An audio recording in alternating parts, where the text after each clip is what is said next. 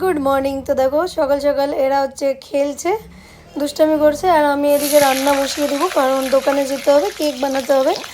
তো এখানে দেখো আমি কাঁঠাল চিংড়ি করবো, কাল দেখিয়েছিলাম লাউ চিংড়ি, আজ দেখাবো আমি হচ্ছে কাঁঠাল চিংড়ি। তো চলো ঝটপট করে বানিয়ে নিই। আমি একটু অন্যরকম করেই বানাই, বাট আজকে ভাবলাম একটু চেঞ্জ করি পদ্ধতি, দেখি কেমন লাগে, মানে নতুন ধরনের করছি। কিন্তু লবণ হলুদ দিয়ে আলুগুলো আগে ভেজে নিব।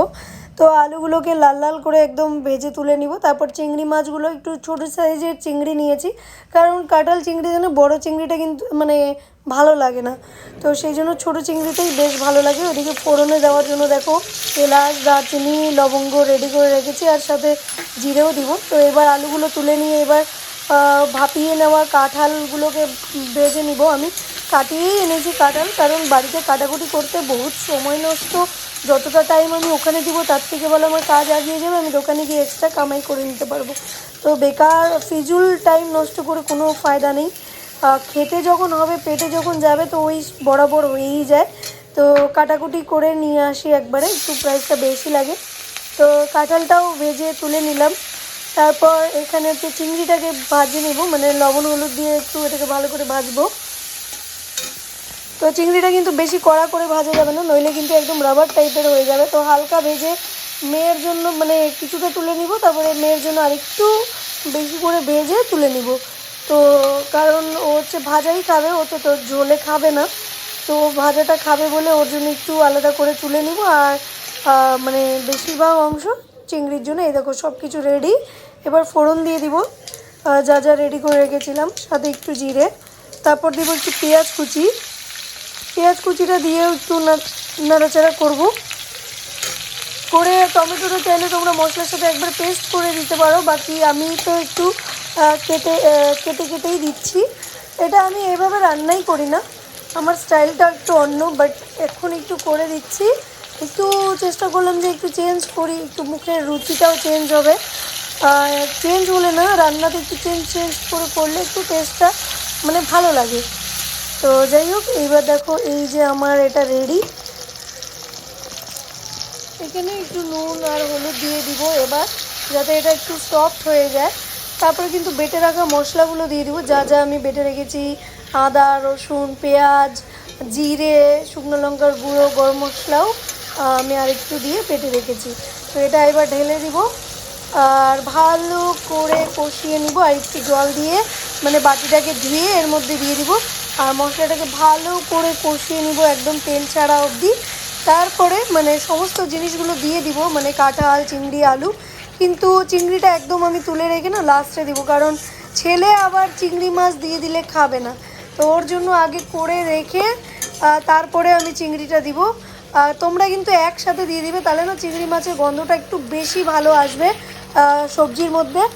আর আমি তো যেহেতু আমি মানে কোনো আমার উপায় নেই, নিরুপায়, সেই জন্য চিংড়িটা আমি লাস্টেই দিব। ছেলের জন্য একদম প্রপার রান্না করে তুলে রেখে জাস্ট চিংড়িটা দিয়ে একটু নাড়াচাড়া করে নামিয়ে দেবো।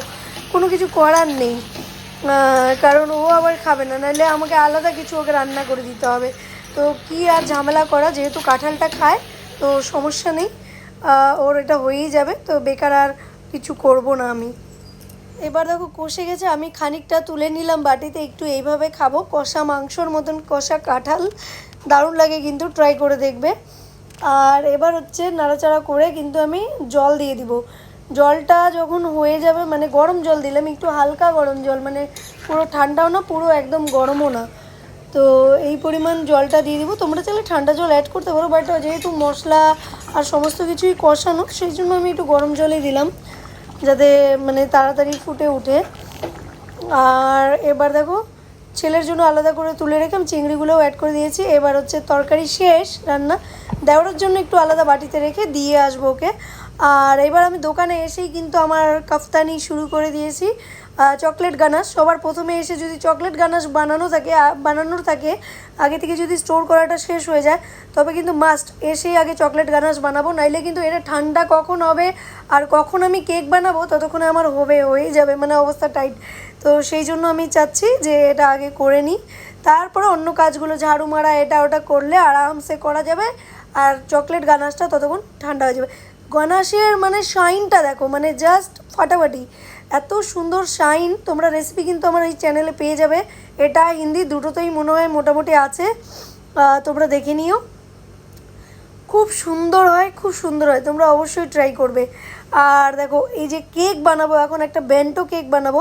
কেকের উপরে না ড্রয়িং করা, তো ড্রয়িংটা না মোবাইল দেখে দেখে না করলে না, ডিজাইনটা পাঠানো মানে যে কাস্টমার পাঠিয়েছে সেটা দেখে দেখে না করলে না প্রচণ্ড মানে খারাপ হওয়ার চান্স থাকবে। তো সেই জন্য আমি জাস্ট তোমাদেরকে অল্প একটু দেখাচ্ছি, আর ডিজাইনটা প্রপার করার পরেই আমি তোমাদেরকে দেখাবো, কারণ ডিজাইন যদি আমি আন্দাজে করতে যাই তো গড়বড় হয়েই যাবে আমি জানি।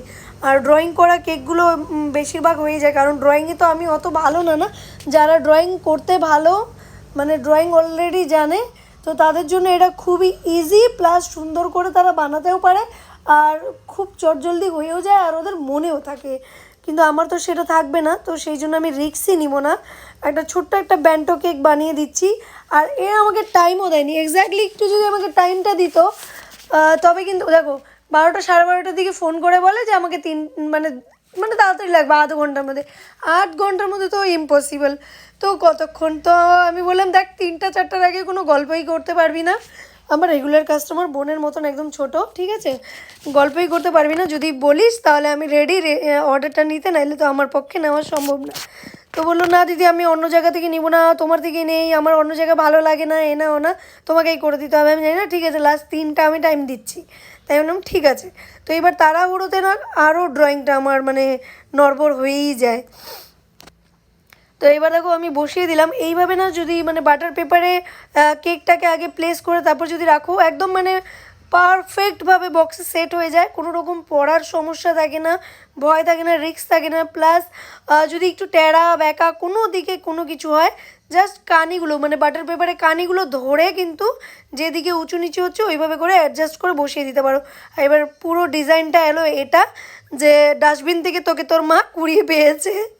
তো যাই হোক, এই ছিল এদের থিম।